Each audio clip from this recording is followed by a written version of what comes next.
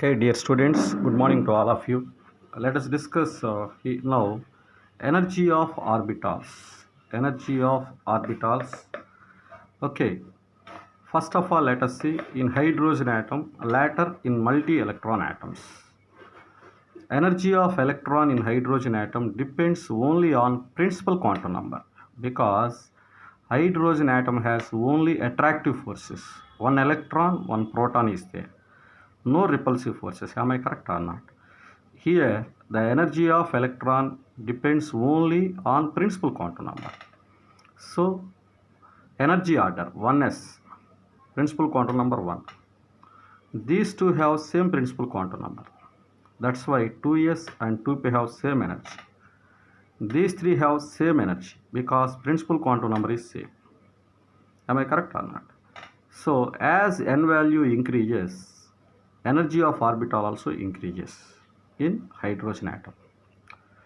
But in multi-electron atoms, the energy of electron depends on both n value and L value. N value and L value. Okay, reason in these atoms, both attractive forces between nucleus and electrons and repulsive forces among the electrons operate. Attractive forces and repulsive forces both operate in multi-electron atoms. That's why their energy depends upon both principal quantum number and azimuthal quantum number. So, how do we know the relative energies of orbitals? Very simple. By the use of n plus L rules or Euler's diagram. By the use of n plus L rules or Euler's diagram, we can get an idea about relative energies of orbitals in multi-electron atoms. First of all, let us see n plus L rules. So, one thing so many students have doubt about that one. When orbitals empty, then only these rules applicable. Once the orbitals are filled with electrons, this is not order of energies of orbitals, don't forget. So, n plus L rules. Let us take first rule. 2 orbitals let us take. 3d 4s orbital let us take. 3d orbital n plus L value how much? 3.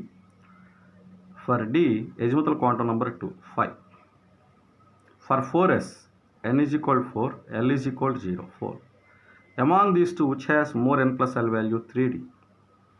That's why 3d orbital is considered to have more energy than 4s. More n plus L value, more energy. Less n plus L value, less energy. Therefore, 3d orbital has more n plus L value. Therefore, it has more energy than 4s orbital, whose n plus L value is 4. That's all. This is the first one. What I am saying, 3d orbital has more energy than 4s orbital when empty. Once the 3d 4s orbitals are filled, then 4s orbital has more energy than 3d orbital. 4s filled orbital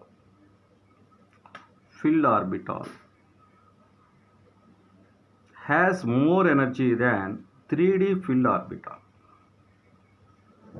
Filled orbitals, don't forget. I am saying here, among 4s and 3d, 3d has more energy than 4s when empty. Once filled, 4s has more energy than 3d. That's all. Now let us go to second rule. If two orbitals have same n plus L value, then how can we know the orbital which has more energy? That is based on principal quantum number. Let us take an example 3d and 4p. What is n plus L value? 5.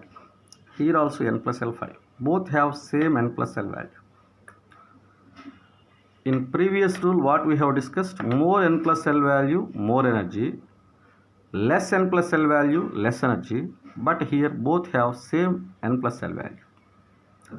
Then what we have to consider? Principal quantum number 3. Principal quantum number 4. Then we have to consider principal quantum number. More principal quantum number is high value, energy is more.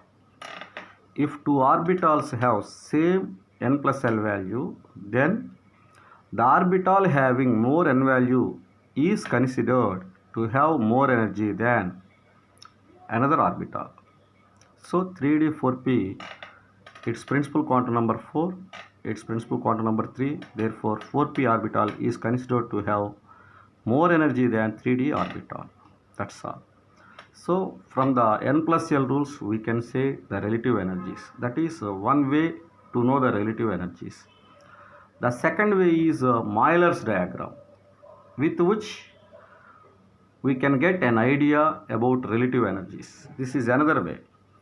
K shell has 1s subshell. L shell has 2s 2p. 2s 2p. M shell has 3s 3p 3d. N shell has 4s 4p 4d 4f subshells. O shell has 5s 5p 5d 5f. And here n is equal to 6 shell, 6s 6p 6d 6f also, but we don't want now at present, that's why. N is equal to 7 shell, 7s 7p 8s. Why I am not writing here 6f 7d like that? Because we have no elements by the use of these orbitals, that's why I am not writing here. So this diagram gives an idea. First, electrons filled in 1s.